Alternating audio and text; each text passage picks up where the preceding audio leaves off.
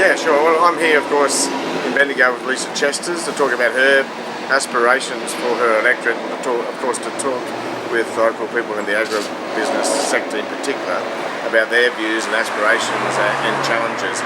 And in particular, I'm here to raise the profile of agriculture and rural affairs. I've got this very strong view that in Canberra we are not experiencing sufficient debate in agriculture or rural affairs, yet we have these wonderful opportunities in the Asian-led dining boom, and I want to make that policy space more contestable.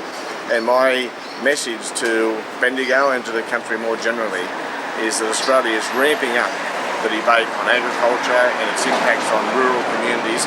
We want to see this at the top of the debate in Canberra, and I'm determined with Lisa Chesters to make sure that happens. What do you think about the idea of decentralising bodies such as the Murray-Darling Basin Authority?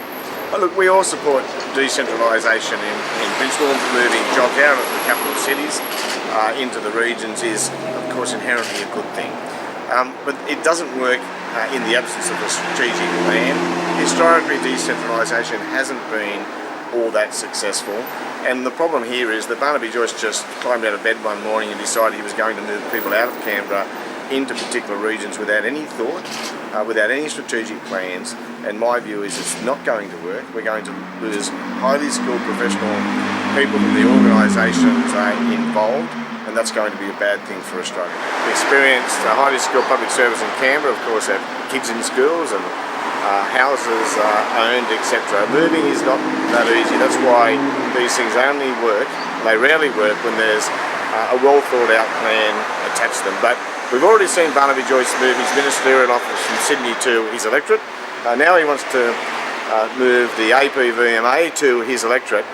I think this is more a plan to have Barnaby Joyce re-elected in New England than it is to improve Australian agriculture. Just one more on that. Do you think it would be particularly advantageous to have these bodies in areas where they are fundamentally needed, or where they are operating out of? Well, sadly, that concept doesn't work. Now, as the Shadow Minister for Agriculture, I regularly, for example, need to talk to the RDCs, the Research and Development Corporations, and of course entities like the APVMA. They are pretty handy to Parliament House.